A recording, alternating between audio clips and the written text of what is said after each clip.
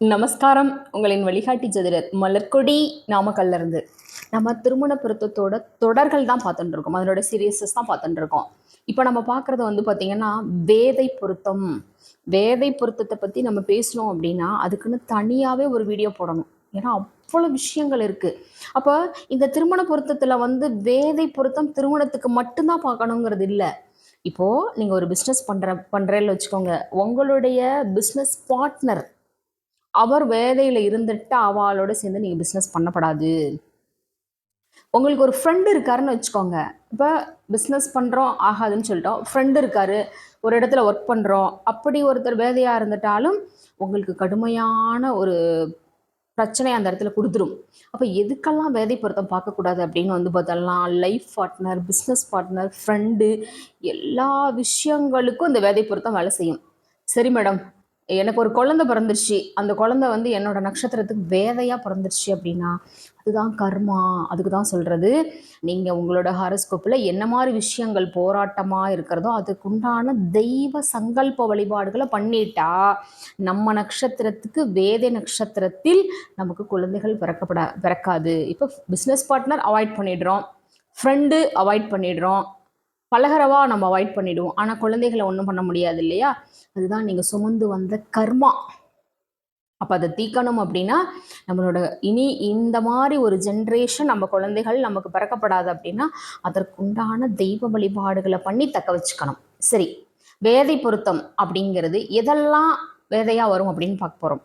இந்த ரஜ்ஜு பொருத்தம் எப்படி நம்ம பார்க்குறோமோ அதே மாதிரி 100% வந்து பார்த்திங்கன்னா வேதை பொருத்தமும் இருக்கும். கண்டிப்பாக ரெண்டும் ஒரே மாதிரி தான் இருக்கும். இப்போ ஒரு அஸ்வினி நட்சத்திரக்காரா இருக்கான்னு வச்சுக்கோங்க, அவளுக்கு வேதையாக எது செயல்படும் அப்படின்னா கேட்டை நட்சத்திரம் தான் வேலை செய்யும். அப்போ ஒரு அஸ்வினி நட்சத்திரத்தில் பிறந்தவா கேட்டை நட்சத்திரக்காரளோட ஃப்ரெண்டாவோ, லைஃப் பார்ட்னராவோ, ஒரு பிஸ்னஸ் பார்ட்னராவோ எதுவுமே வந்துட்டா ஆனால் அவங்கள தான் பிடிக்குமா. யாரெல்லாம் வேத நட்சத்திரக்காரா இருக்காலோ நமக்கு அனுகூல நட்சத்திரங்களை விட வேதை நட்சத்திரக்காரங்களை பார்த்தோன்னா பக்குன்னு பிடிச்சிருமா. பத்திக்கிச்சின்னு சொல்கிறா இல்லையா, அது இதுவாக தான் இருக்கும். அப்போ அஸ்வினிக்கு வந்து கேட்டே தான் ரொம்ப பிடிக்குமா. ஏன்னா சொல்கிறாள்ல, ரொம்ப நாள் பழகின மேடம், ரொம்ப நம்பிக்கையாக இருந்தேன் மேடம், நம்பிக்கையாக இருந்து இப்படி ஒரு துரோகம் நடந்துருச்சு மேடம் அப்படின்னு சொல்லுவா இல்லையா. அப்போ இதெல்லாம் தெரிஞ்சுக்கணும். அஸ்வினிக்கு கேட்டை வேதையாக வேலை செய்யும். பரணி நட்சத்திரத்துக்கு அனுஷ நட்சத்திரம் வேதையாக வேலை செய்யும். கிருத்திகை நட்சத்திரத்துக்கு விசாகம் வேதையாக வேலை செய்யும். ரோகிணி நட்சத்திரத்துக்கு சுவாதி வேதையாக வேலை செய்யும். மிருகசீருட நட்சத்திரத்துக்கு சித்திரை நட்சத்திரமும் அவிட்ட நட்சத்திரமும் வேலையை செய்யுமா. இந்த மிருகசீரிஷத்துக்கு சித்திரை, சித்திரைக்கு அவிட்டம், அவிட்டத்துக்கு மிருகசீரிஷம், இந்த 3 நட்சத்திரங்களும் ஒன்றுக்கொன்று வேதையாக வேலை செய்யுமா. கவனமாக இருக்கணும். புனர்பூஷ நட்சத்திரத்துக்கு உத்திராட நட்சத்திரம் வேதையாக வேலை செய்யும். ஒரு விஷயம் வந்து பார்த்தோம்னா இந்த மிருகசீருட நட்சத்திரத்தை வந்து நம்ம திருமண பொருத்தங்களில் பார்க்கும்போது சிரசு ரஜுவாக பார்த்தோம். என்ன சொன்னோம்? 2 சிரசுகளை இணைச்சிட்டா மரணத்துக்கு இணையான கண்டம் ஏற்படும். ஏன் ஒரு சிலருக்கு மரணமே கூட ஏற்படும். அதனால் அந்த மிருகசீரிஷ நட்சத்திரம் எந்த அளவுக்கு வேலை செய்யுதுன்னு பாருங்கள். அடுத்து வந்து திருவாதிரை நட்சத்திரம். அப்போ திருவாதிரை நட்சத்திரத்துக்கு திருவோணம் நட்சத்திரம் வேதையாக வேலை செய்யும். புனர்பூஷ நட்சத்திரத்துக்கு உத்திராடம் வேதையாக வேலை செய்யும். பூச நட்சத்திரத்துக்கு பூராடம் வேதையாக வேலை செய்யும். ரொம்ப நல்லா இருக்குது, பூச நட்சத்திரம் ரொம்ப நல்லா இருக்குது அப்படின்னு சொல்லிட்டு பூராடத்துக்கு வந்து திருமணத்துக்கோ இல்லை பிஸ்னஸ் பார்ட்னராகவோ லைஃப் பார்ட்னராகவோ ஒரு நண்பராகவோ நீங்கள் நினச்சிட்டா கூட அது வேதையாக வேலை செய்யும். ஆயில்யத்துக்கு மூல நட்சத்திரம் வேதையாக வேலை செய்யும். மகத்துக்கு ரேவதி வேதையாக வேலை செய்யும். பூரத்துக்கு உத்திரட்டாதி வேதையாக வேலை செய்யும். உத்திரம் நட்சத்திரத்துக்கு பூரட்டாதி நட்சத்திரம் வேதையாக வேலை செய்யும். அஸ்த நட்சத்திரத்துக்கு சதயம் நட்சத்திரம் வேதையாக வேலை செய்யும். சித்திரை நட்சத்திரத்துக்கு திரும்பவும் வந்து பார்த்தீங்கன்னா மிருகசீரிடம் அவிட்டம் வேதையாக வேலை செஞ்சிடும். சுவாதி நட்சத்திரத்துக்கு ரோகிணி வேதையாக வேலை செஞ்சிடும். விசாக நட்சத்திரத்துக்கு கார்த்திகை நட்சத்திரம் வேதையாக வேலை செய்யும். அனுஷ நட்சத்திரத்துக்கு பரணி நட்சத்திரம் வேதையாக வேலை செய்யும். கேட்டை நட்சத்திரத்துக்கு அஸ்வினி நட்சத்திரமாக வேலை செய்யும். முன்னாடி பதிவுகளில் நம்ம என்ன சொன்னோம்? அஸ்வினிக்கு கேட்டை சொன்னோம், இப்போ கேட்டைக்கு அஸ்வினி.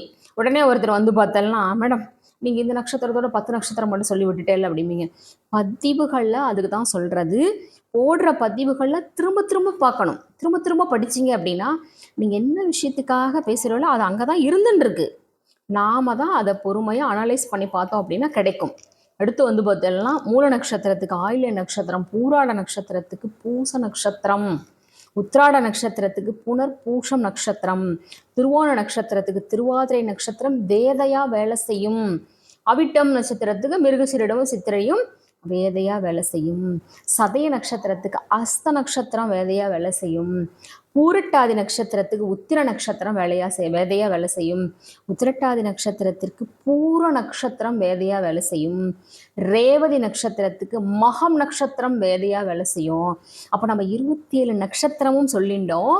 இந்த 27 நட்சத்திரங்கள்ல எதெல்லாம் வேதையா இருக்குன்றத விஷயங்களை ஓப்பன் ஸ்டேட்மெண்ட் கொடுத்துருக்கோம். அப்போ நீங்கள் பார்க்குறச்ச நம்ம இந்த மாதிரி விஷயங்களும் தப்பிச்சுக்கலாம். எப்போவுமே இந்த வேதை நட்சத்திரங்கள் ஒன்றுக்கு ஒன்று வேதையாக செயல்படுமா. அப்போ இந்த நட்சத்திரங்களை ஒருபோதும் நீங்கள் இணைக்கக்கூடாது. வேதை வேலை அப்படிங்கிறது ஒரு தடை தாக்குதல் பாதிப்பை வேலை செய்யுமா. இப்போது நம்ம டிவியில் வந்து நியூஸ் பார்க்குறோம். என்ன நியூஸ் பார்க்குறோம்?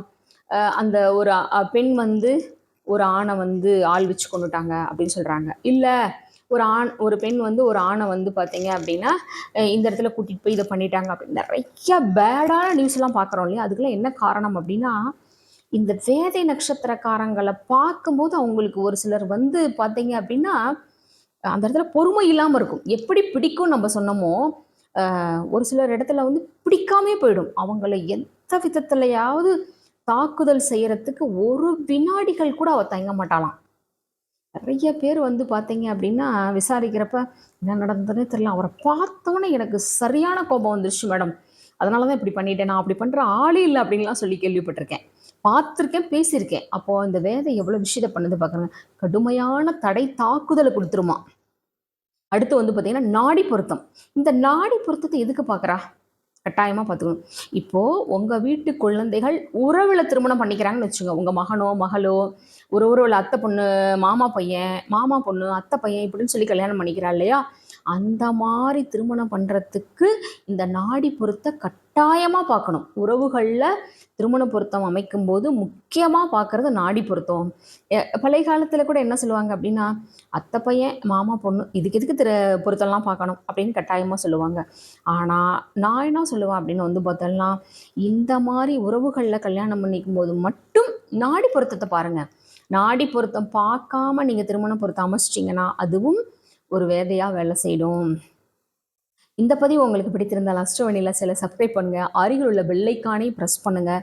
என்னுடைய அப்பாயின்மெண்ட்ஸ் உங்களுக்கு தேவைப்படும் பட்சத்தில் என்னுடைய வாட்ஸ்அப் நம்பர் 9585975497.